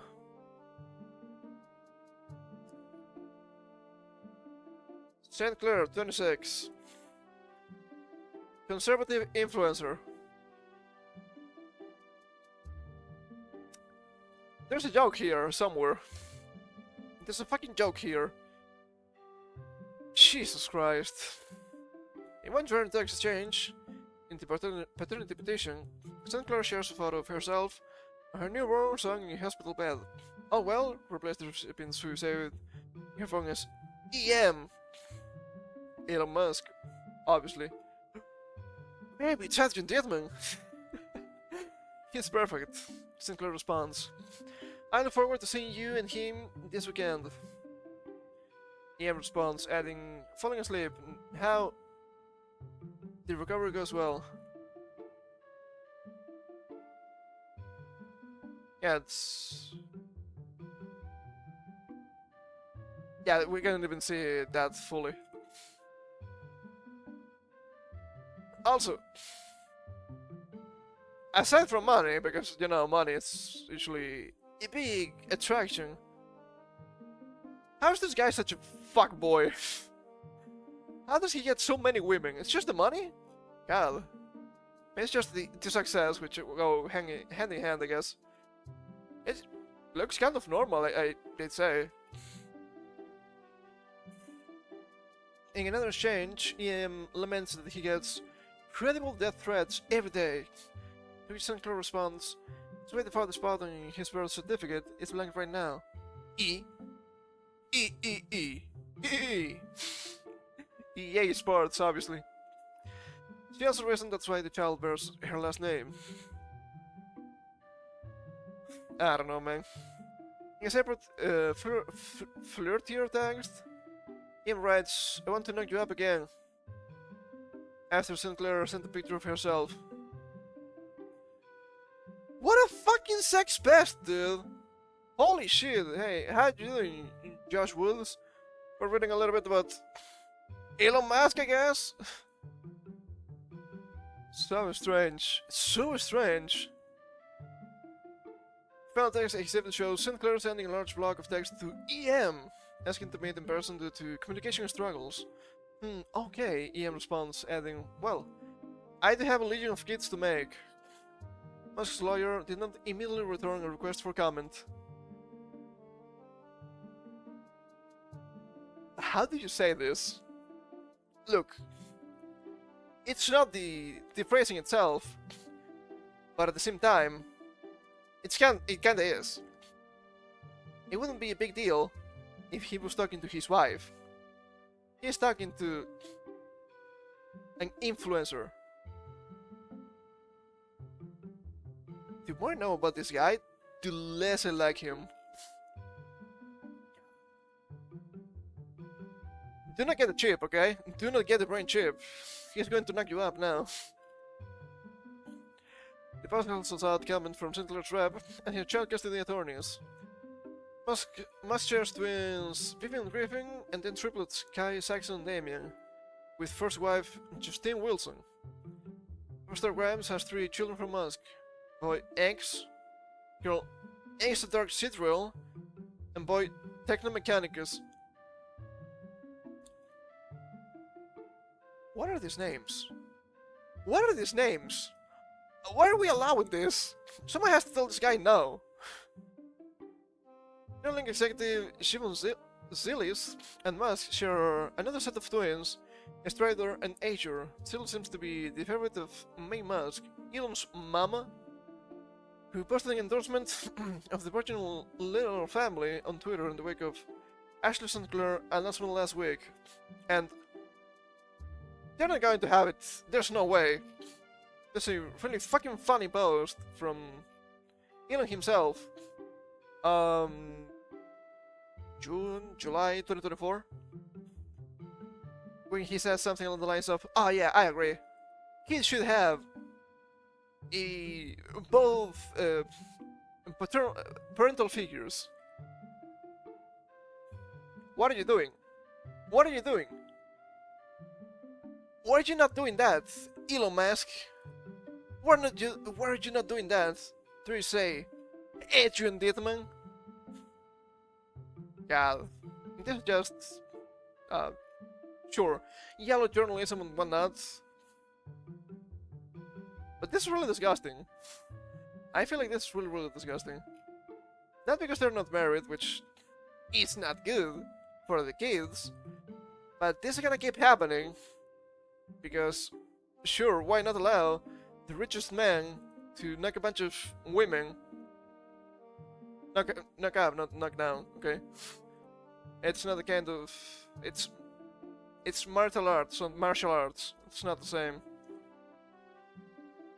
At least I hope the kid is not his. I think it'll be a little bit better. But at the same time, just... Stop. Stop fucking around. How is this so difficult to understand? God. Disgusting. I need to blow my nose for a second here. Before we get to the last article for today.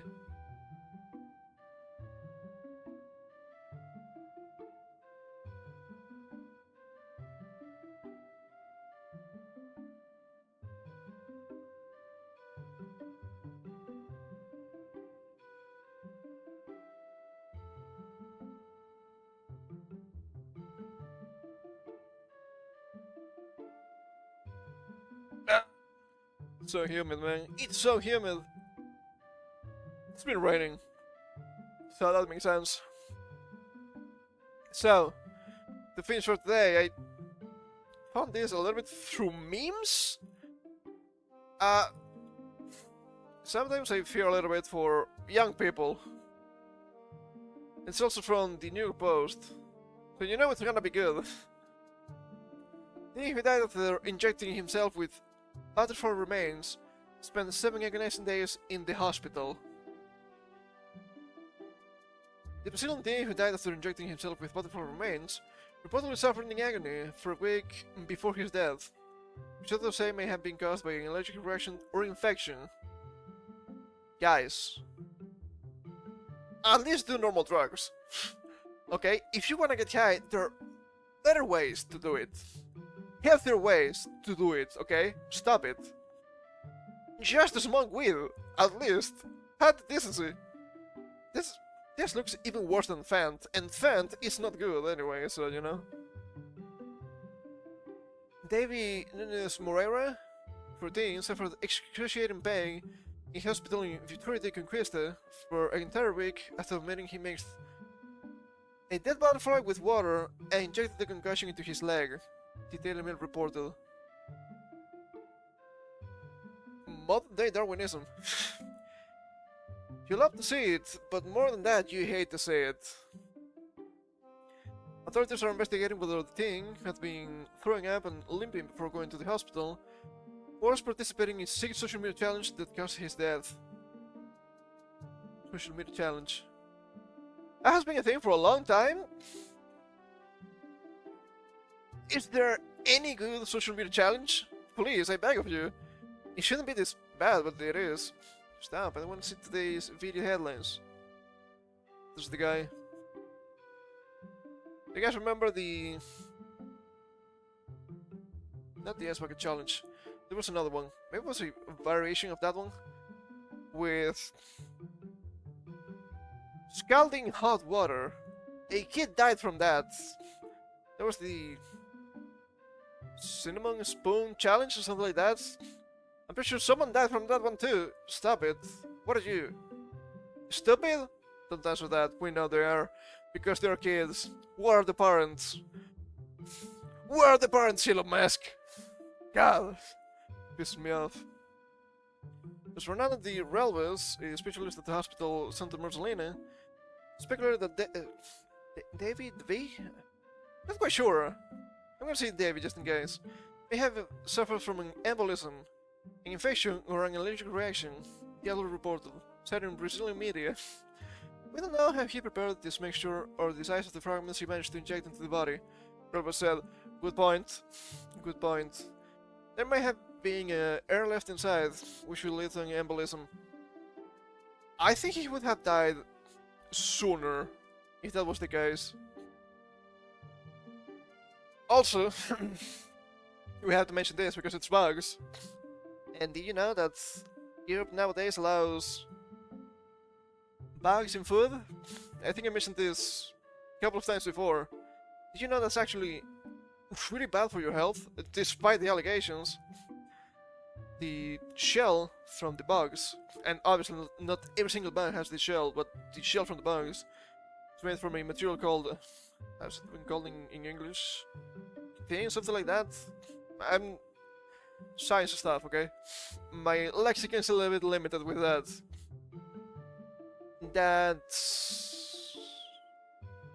That's cancerous. And that's really bad. And you know it's really bad because even animals like lizards and whatnot that eat bugs can get sick from eating too much of that material. You think that's gonna be fine and dandy? For human consumption, it's not. It is not. Do not eat the bugs. Just don't. Embolism or blockage in a blood vessel can lead to sudden death, according to the specialist. I don't think this was sudden at all, but I know what they're trying to say. Hold up. Oh my god, what the hell is going on here? Let me hide this for a second. I don't know what happened with Firefox there. Suddenly it went white and everything. Reading about this was too much, and yes, I muted myself for a second instead of hiding the browser. I don't know why I'm mixing them up now. Stop! What's going on? I don't have an update here. Stop it! You're pissing me off. I guess I need to wait a little bit for this to come back. I'm closing some stuff here. I've been playing games. I think this is fine. What's going on? Oh, the music stopped. Firefox, please. What's wrong with you? I beg of you, stop. What is going on with this fucking browser? I don't know. Are we still around? I don't know if I can see chat. Any of them. Okay, I think again. Is this working now? It's not really working. I think. It might be working now. What happened? I have a good PC. Can I open this window, please? What's going on? Firefox, please. See, maybe this thing is not as good as they say. What's happening? Stop it, I do have internet. What are you doing? Why is this collapsing so much on me right now? What? Firefox, please. You can do better than this, I know. Are we okay? We're not. Stop it! What's going on? This is pissing me off. Why not? What's happening? Dude, what the hell? This doesn't make any sense to me. Hello? Firefox, please?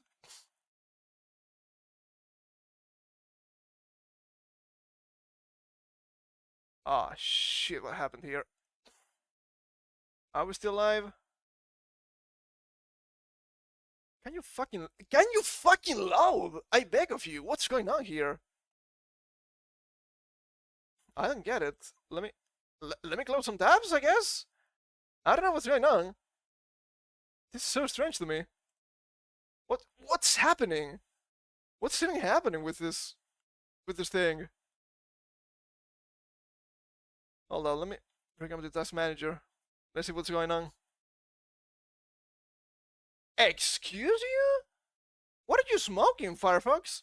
The fact that you mean 9 gigabytes of RAM and it's going up. Hello? I don't think this is correct. Is this what they call a memory leak? It could be. God fucking damn it, man. This is so bad. This is so bad. I'm trying to close stuff. It's not working. Dude, please, stop. It keeps happening. Firefox, what's wrong with you? How the fuck is this happening? Is this a memory leak? It has to be. Okay, hold up. Let me try to copy this link and let me try to close everything related to Firefox and opening it up again. Because this shouldn't be happening at all. Okay, let me close this. I was trying to read about the guy injecting butterflies. Stop. What the hell, dude? That's a new one to me. That's a new one to me. God damn it, man. Holy shit. That's not good at all. Stop! I'm trying to close the thing! Come on! There we go. Okay, are we cool now? Are we cool now? We're not. We're still not. Why do you have a Firefox process that's 7.5 gigabytes? What are you talking about? What are you talking about? What are you smoking here, dude? Stop it. Can I open this up? I think again. Okay, I will not be able to see chat for a second here. But I need to close everything and open it up again. Because this is insanity. This is pure insanity. Okay, how about now? Okay, that's kind of low now. Cool. Let me close this and this too. Okay, everything is closed. This should be fine now. Holy shit, that's a new one, dude. I've been using this browser for a long time. I don't get it. It's so strange to me. Holy shit, dude, what the fuck? What the hell was that? Okay, I need to open stuff up again, okay? I need my chats back. Jesus, man. Please, please, Firefox. I want to use you. I think you're fine. You're making it so difficult. Okay. We're back on YouTube here. I have the chat. I have the kick chat too. That's pretty cool. So I guess, am I having the music? I don't know. Let's try again. We're close to finishing, okay? Okay, that's cool. That's cool. Let me put this around. So stop! Jeez, now my fucking mouse is fucking me over. There we go. What do you have to say for yourself now, Task Manager? 2.8 gigabytes, that seems too high too. But Who knows? Okay, I just need to open up a new tab for this. What the hell, man? What the hell? What the fuck happened here? Jeez. I need to try the new browser we were reading about the other day. It might be way better than this, not gonna lie. We were actually close to finishing the article too. What the fuck, man? Okay, let me bring it up. Let's finish for today. There we go. Jeez, man, what the fuck? Okay. This mysterious death, linked to possible toxins in the butterfly minks that caused his body to shut down, went into septic shock. It's making headlines across Brazil. I happens a lot with bugs too. They are not really that clean. It's really bad. So, you know, not good. Not good. Local police are waiting for the full post-mortem results before declaring a cause of death. However, authorities have not ruled out the possibility that the boy was participating in unusual social media crash that proved fatal, the report said. The autopsy results will help clarify the cause of death, said the spokesman for the civilian police in Vitória da Conquista. Into investigation into David's death. Investigation. Excuse me, I'm croaking now. The investigation is designed to clear up what happened. Yeah, this guy has a really good point. Why would anyone do something like this? As a parent, I'm thankful that I didn't have to remind my kids not to mix butterfly remains with water and inject this into their leg every morning. Along with be careful and look both ways before crossing the street. Yep. I think this guy's being silly. I've been trying to do this for months, and just yesterday I finally got the Morgan puppy patch I've been wearing to make opium. Luckily I was out of needles and couldn't shut up with the butterfly concoction I made up. Now in light of this news, I forgot using butterflies for my next eye. All these monarchs, timing is everything. This fucking guy.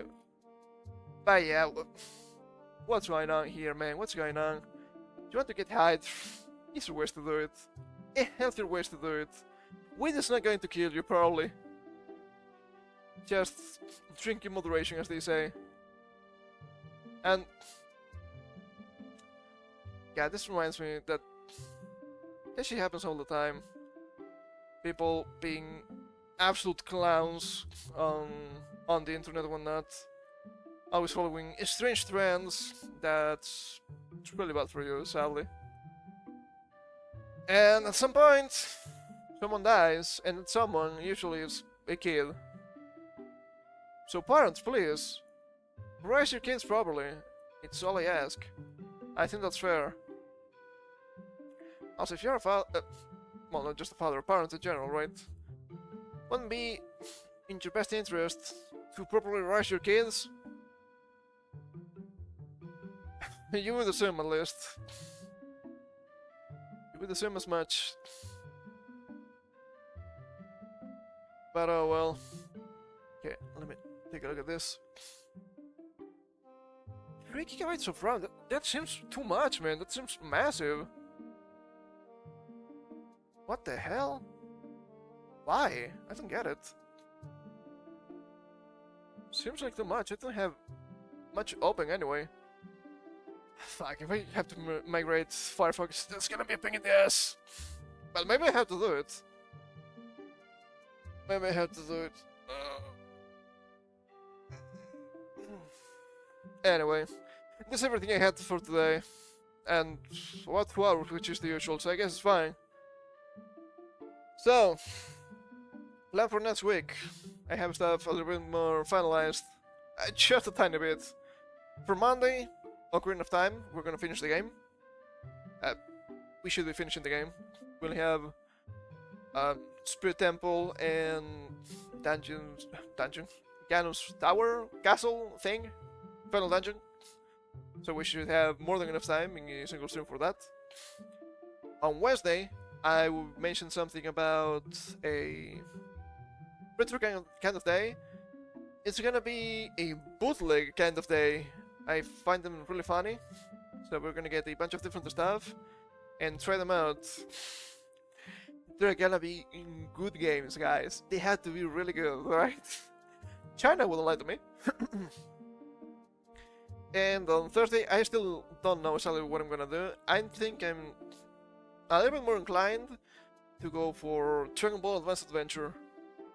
Probably a two-parter, if we want to play with Krillin too. But that's the thing. That's pretty much the plan for next week. Saturday, as usual, pretty news. Unless we have anything special to do, which is quite uncommon. So yeah, that's the thing. Thank you for coming. Had your hands up, and I will see you all soon on Monday, finishing Ocarina of Time. Until then, you know the rules, and so do I. Take care.